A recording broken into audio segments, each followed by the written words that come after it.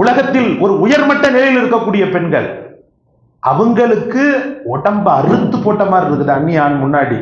ஆனா பல மீடியாக்கள் எவனோ ஒருத்தன் லைக்க போடுறான், கமெண்ட்ஸ போடுறான், தனக்கு அதுல ஏதோ ஒரு பிச்சை காசு கிடைக்குதுன்னு சொல்லி மானத்தை விட மிக அதிகமாக பாதுகாக்கப்பட வேண்டிய ஈமானை இழந்து நிற்கின்ற எத்தனையோ பொம்பளைங்க. தெருவில் நடந்து செல்லக்கூடிய ஒருவர் பல என்று மின்னுகின்ற ஒரு பொருளை பார்க்கிறார். சரி, ஏதோ ஒரு தகரம் என்று நினைத்து செல்லலாம் என்றாலும் அவருடைய மனம் அதன் பக்கம் ஈர்க்கிறது. கொஞ்சம் குனிந்து பார்க்கும்போது அது ஒரு தங்க மோதிரம். கிடைத்த அந்த மோதிரத்தை சுற்றுமுற்றும் பார்க்கிறார். யாருதும் இல்லைன்றது கன்ஃபார்ம்டா தெரிஞ்சு போச்சு. அப்படியே அறிவிப்பு செய்தாலும் எவனாவது ஒருத்தன் அது ஏன் இதுதான் சொல்லிடக்கூடாதுன்னு சொல்லி அதை கொண்டு போய் அந்த பொக்கிஷத்தை என்ன செய்யறாருன்னா வீட்டுக்குள்ள போயிட்டு பத்திரமா பீரோல்ல தான் வைப்பார். அதே போல விலை உயர்ந்த மாணிக்கத்தை விட மேலாக இருக்கக்கூடிய பெண்கள், அந்த பெண்கள் எப்போதுமே கண்ணியமானவர்கள், பாதுகாக்கப்பட வேண்டியவர்கள், மறைக்கப்பட வேண்டியவர்கள். எப்படி இந்த தங்கம் மறைக்கப்பட்டால்தான் அதற்கு பாதுகாப்பும் அதற்கு மதிப்பும் இருக்கிறது. தங்கத்தை யாரும் வெளியில தூக்கி எறிய மாட்டோம். அதுக்கு ஒரு பாதுகாப்பா ஒரு பெட்டி, அந்த பெட்டிக்குள்ள ஒரு பெட்டி, பீரோக்குள்ள ஒரு பீரோ இருக்கும். பார்த்திருக்கீங்களா? பீரோக்குள்ள ஒரு லாக்கர் மாதிரி இருக்கும். அன்னைக்கு ஒருத்தர் கட்டில காட்டுறாரு, அந்த கட்டிலுக்குள்ள ரகசிய அறை இருக்கிறது. அந்த ரகசிய அறைக்குள்ள தங்கத்தை பூட்டி வச்சு பாதுகாக்கிறாரு. நான் வீட்டு பொம்பளையை பார்த்தா புர்கா இல்லாம வெளியே போகுது. அப்ப ரசூலுல்லாஹி ஸல்லல்லாஹு அலைஹி வஸல்லம் அவர்கள் எதை பயந்தார்களோ, எதை அஞ்சினார்களோ, அது காலம், அந்த காலம், அஞ்சப்பட்ட காலம் வந்துவிட்டதோ என்று நாம் சந்தேகிக்கக்கூடிய அளவுக்கு பெண்கள் பெண்மையை இழந்தனர், ஆண்கள் தரிகட்டு நடந்தனர். அல்லாஹ் பாதுகாப்பானாக. நம்மை போன்ற சில தீனுடைய மக்களை தவிர பெரும்பாலும் மார்க்க ஒழுக்கத்தில் ஜீரோ தான் என்று நாம் அடித்து சொல்லிவிடலாம். ஏதோ கொஞ்சம் புர்காவுடைய அனுஷ்டானம் கொஞ்சம் பரவாயில்லை. அந்த காலத்து 1990 80களில் இருந்ததை விட இப்போது புர்காவுடைய அனுஷ்டானம் ஓரளவு நன்றாக இருக்கிறது என்பது ஒரு ஆறுதலான விஷயம். ஆனால் அந்த பரிதாபம், அந்த புர்கா என்பது ஃபேஷனாக எந்த அளவுக்கு என்று சொன்னால், புர்கா என்பது சும்மா ஒரு ஜஸ்ட் ஒரு யூனிஃபார்ம், அவ்வளவுதான். முஸ்லிம்களுக்கு உள்ள யூனிஃபார்ம். அந்த யூனிஃபார்மை நாங்க போட்டுக்கிட்டு இருக்கிறோம்.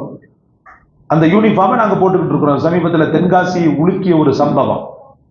உட்கார்ந்து பேட்டி கொடுக்க ஆரம்பிச்சா, நிருபர்களை எல்லாம் கூப்பிட்டு தென்காசியில கொலை நடக்கலையா, சின்ன பிள்ளைகளை அப்சர்வ் பண்ணலையா, எவ்வளவோ மர்மங்கள் நடக்கிறது, அதையெல்லாம் விட்டுட்டு நான் புர்கா போட்டு டான்ஸ் ஆடுறது தான் உங்க கண்ணுக்கு பெருசா தெரியுதா? அது என்னுடைய ஹாபிட், என்னுடைய பொழுதுபோக்கு, என் சுதந்திரம். அது என் சுதந்திரத்துல தலையிடுறதுக்கு நீங்க எல்லாம் யாரு? நான் உங்களை வண்டவாளத்தை அவுத்து விடட்டுமான்னு சொல்லி வசமா போய் இப்லீஸ் போய் மாட்டுவான் இல்லையா, அந்த மாதிரி போய் மாட்டி சின்ன பின்னமாகி தீனுல் இஸ்லாம் கலங்கப்படும் அவன் நினைச்சுக்கிட்டு இருந்தா. நான் தீனுல் இஸ்லாம் கலங்கப்படாது, அவ தான் கலங்கப்பட்டுவா. அவ்வளவுதான். திருப்பி யாராவது ஒரு நல்ல சம்பந்தம் அந்த குடும்பத்துல கிடைக்குமா சொல்லுங்க? அவ தாய் எவ்வளவோ எதிர்க்கிறாங்க, வேண்டாம் அந்த விபரீத விளையாட்டு வேண்டாம், உன்னுடைய இதை நீ ஒண்ணுக்குள்ளேயே வச்சுக்கோ, பப்ளிக் படுத்தாத. என் தாயிட்ட போய் சொல்றாங்க, என் தாய் என்ன டார்ச்சர் பண்ணுது அப்படின்னு சொல்லி மீடியாக்களை வம்படியாக அழைத்து, அதிலும் தீனுல் இஸ்லாத்திற்கு எதிர்ப்பாக இருந்தவனுக்கெல்லாம் வாயில ஹல்வா, திருநெல்வேலி ஹல்வா, அது இருட்டுக்கடை ஹல்வாவை சாப்பிட்ட மாதிரி ஒரு திருப்தியை ஏற்படுத்தி கொஞ்ச நாளா அது ட்ரெண்டிங்ல போச்சு.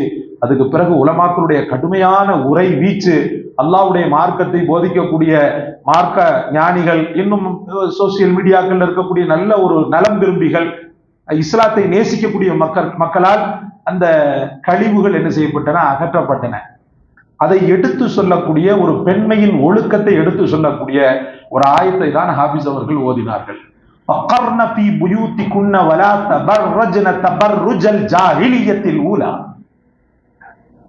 அஞ்ஞான காலத்துல பொம்பளைங்க கண்ட இடங்களுக்கும் அலைஞ்சு திரிஞ்ச மாதிரி நீங்க அலைஞ்சு தெரியாதீங்க பெண்களே, வீட்டுக்குள்ள தங்கிருங்கன்னு சொல்லி அல்லாஹ் சொல்லக்கூடிய அற்புதமான வசனம். ஹஜ்ரத் ஆயிஷா நாயகி உங்களுக்கு எல்லாம் தெரியும், என்ன செய்வாங்கன்னு சொன்னா, ரசூலுல்லாஹி ஸல்லல்லாஹு அலைஹி வஸல்லம் அவங்க வீடு தான் ரசூலுல்லாஹ்வுடைய மன்னரை. அந்த மன்னரைக்குள்ள வரும்போது சாதாரணமான ட்ரெஸ்ல வருவாங்க. புர்காலாம் போட மாட்டாங்க, தலையில ஒரு பெருசா ஸ்கார்ஃப் போட்டுக்கிட்டு அப்படி இப்படிலாம் வர மாட்டாங்க. தன்னுடைய கணவர் அப்படின்றதுனால ஒரு யதார்த்தமாக அந்த இதுல கபர் பக்கத்திலேயே புழங்குவாங்க. அந்த இடத்துல அபூபக்கர் ரலியல்லாஹு திரும்ப அடக்கப்பட்டாங்க பக்கத்துல, ரசூலுல்லாஹி ஸல்லல்லாஹு அலைஹி வஸல்லம் உடைய பக்கத்துல. அப்பவும் புர்கால ஒரு பெரிய அனுஷ்டானம் செய்ய மாட்டாங்க, சாதாரணமாக அலைவாங்க, சாதாரணமாக போவாங்க வருவாங்க, தன்னுடைய வேலைகளை பார்த்துக் கொள்வாங்க. கபறுகள் இருக்கும், ஆனா தன் வீடாக அவர்கள் பாவித்து வந்தார்கள். எப்போது உமர் ரலியல்லாஹு அனுமதி கேட்டு அங்கே அடங்கப்பட்டாரோ, ஆயிஷா நாயகி தான் அடங்கப்படணும், அவங்க தான் பிக்சர் பண்ணி வச்சிருந்தாங்க. என் கணவர் என் தந்தைக்கு பக்கத்துல நான் தான் சொல்லி பிக்சர் பண்ணி வச்சிருந்தாங்க. உமர் ரலியல்லாஹு மரணப்படுக்கையில் கிடக்கும் போதுதான் ஒருத்தனால வஞ்சிக்கப்பட்டு கொல்லப்பட்டாங்க, ஷஹீதாக்கப்பட்டாங்கன்றது நமக்கு தெரியும். குற்றுயிரும் கொலையுருமா கிடக்கும் போது எங்கே தன்னுடைய அந்த ஜீவ உடல், தன்னுடைய உடல் ரசூலை விட்டு பிரிந்து விடுமோன்னு சொல்லி ஒரு அனுமதியை நாம் போய் கேட்டுக்கிறேன்னு சொல்லி தூது அனுப்புறார். அப்ப ஆயிஷா நாயகி ரலியல்லாஹு அன்ஹா அவர்களிடத்தில் அனுமதி கேட்கப்பட்டது.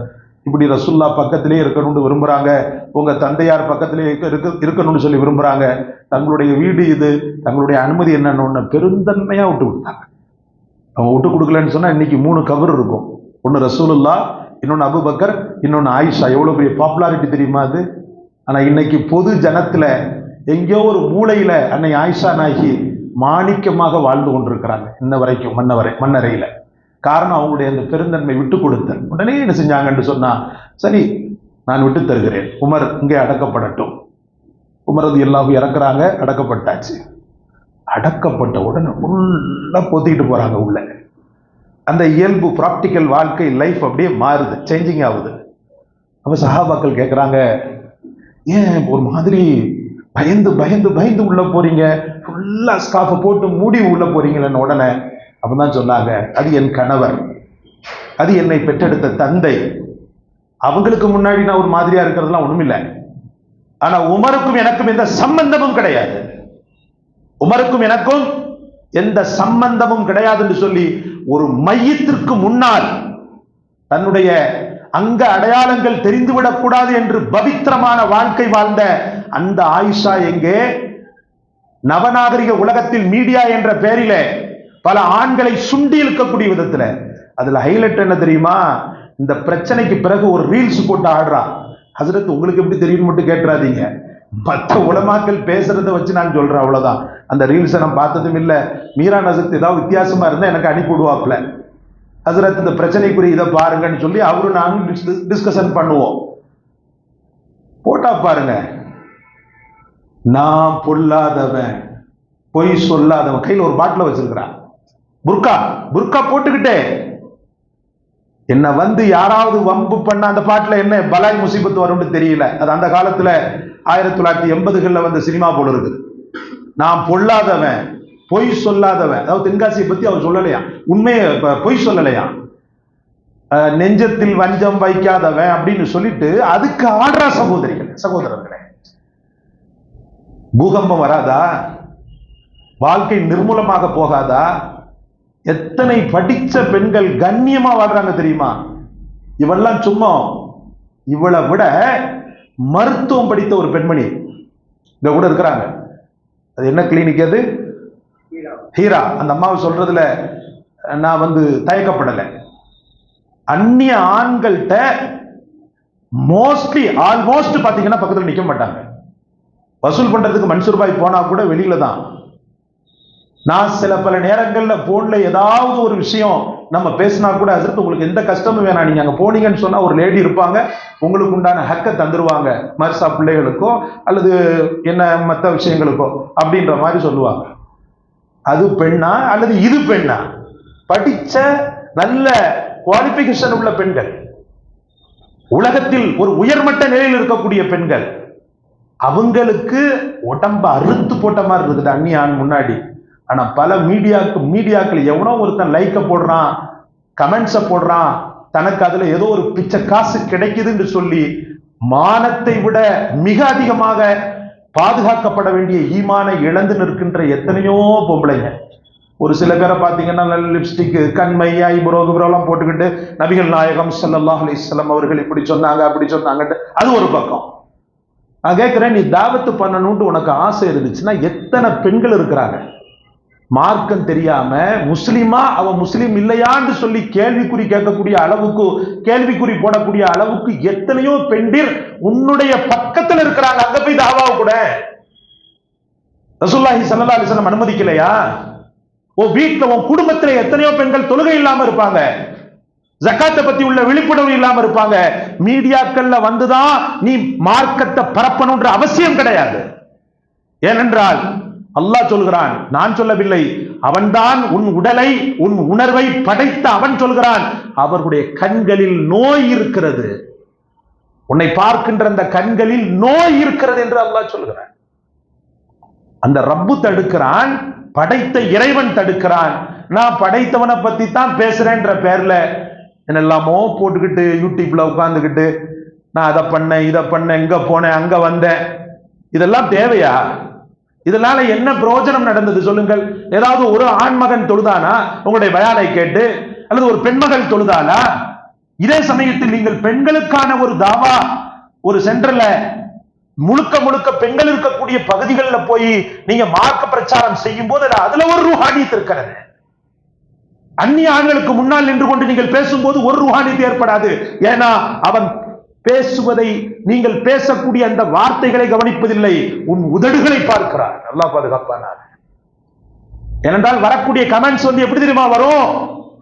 உன்னை பார்க்கிறவன் வெறுமனே இப்ராஹிமும் அப்துல்லா மட்டும் பார்க்க மாட்டான், எங்க இருக்கக்கூடிய ஆல்பர்ட் பாப்பான், எங்க இருக்கக்கூடிய முனுசாமி பாப்பான். அவனுக்கு தெரியாது நீ ரசூலுல்லாஹ்வை பத்தி பேசுறேன்ட்டு, அவனுக்கு தெரியாது நீ இஸ்லாத்தை பத்தி பேசுறேன்ட்டு, அவனுக்கு தெரியாது ரமலானை பத்தி பேசுறேன்ட்டு. நல்லா இருக்குது, லிப்ஸ்டிக் கண்மை ஐப்ரோலாம் போட்டு இது யாரு இது அப்படின்னு சொல்லி கமெண்ட் கொடுப்பான். அப்பவே முடிஞ்சிடுவோம் சகாப்தம், அப்பவே முடிஞ்சிடுவோம் சகாப்தம். ஆகிரத்துல நீ என்ன பதிலை சொல்ல போகிறாய்? எல்லா இடத்துல அதையாவது ஓரளவுக்கு சரி தெரியாம பண்ணிட்டான் அஸ்கப் பண்ணிக்கலாம். ஆனால் ரீல்ஸ் என்ற பெயர்ல புர்காவை போட்டுக்கொண்டு நடனமாடுவது என்பது இப்லீஸ் தனத்தின் உச்சம் அல்லவா? அநீதத்தின் உச்சம் அல்லவா? பெண்மை பாதுகாக்கப்பட வேண்டும் என்று சொன்னாங்க ரசூலுல்லாஹி ஸல்லல்லாஹு அலைஹி வஸல்லம்.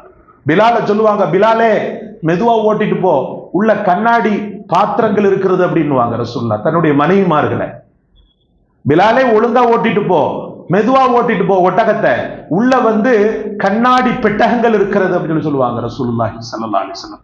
அப்படி பாதுகாக்கப்பட வேண்டிய அந்த பெண் பொக்கிஷங்கள் இன்று வீதிகளில் குப்பைகளாக பரிணமிக்கக்கூடிய, ஒரு சில குப்பைகளாக பரிணமிக்கக்கூடிய நிகழ்வை நாம் பார்க்கிறோம். இந்த நிலை மாற வேண்டுமெனில் நம் வீட்டு பெண்களிலிருந்தே தர்பியத்தை கொடுப்போம். ஒரு பெண்ணுக்கு நீங்கள் கொடுக்கக்கூடிய தர்பியத்தில் அவள் ஒழுக்க விழுமியத்தோடு நடந்தாலேயானால் சொல்வார்கள் பெருமானார் ஸல்லல்லாஹு அலைஹி வஸல்லம், அவளை சுற்றி இருக்கக்கூடிய 40 வீடுகளுக்கும் அவருடைய பவித்திரமான பரக்கத் பரவுகிறது. எவ்வளவு பெரிய வாக்கியம் அது! ஒரு பெண்ணில் வரக்கூடிய பரக்கத் அவளை சுற்றி இருக்கக்கூடிய 40 வீடுகளுக்கும் பரவுகிறது என்று பெருமானார் ஸல்லல்லாஹு அலைஹி வஸல்லம் சொல்வார். அந்த வாக்கியத்திற்குரியவராக நம்முடைய பெண்கள் ஆக வேண்டாமா? கணவனுக்கு விருந்தளிக்க வேண்டிய அந்த அழகு ஊராருக்கு விருந்தளிக்கப்படுவது எவ்வளவு பெரிய அயோக்கியத்தனம் சகோதரர்களே. அல்லாஹ் நம் அனைவரையும் பாதுகாப்பானாக. குறிப்பாக இப்படி மடமையில் இருக்கக்கூடிய, அஞ்ஞானத்தில் இருக்கக்கூடிய அந்த பெண்களுக்கு அல்லாஹ் ஹிதாயத்தை நசீபாக்குவானாக. அப்பெண்களை எல்லாம் நரகத்தில் இருந்து விடுதலை பெற செய்து உயர்ந்த சொர்க்கவாதிகளாக அல்லாஹ் ஆக்குவானாக.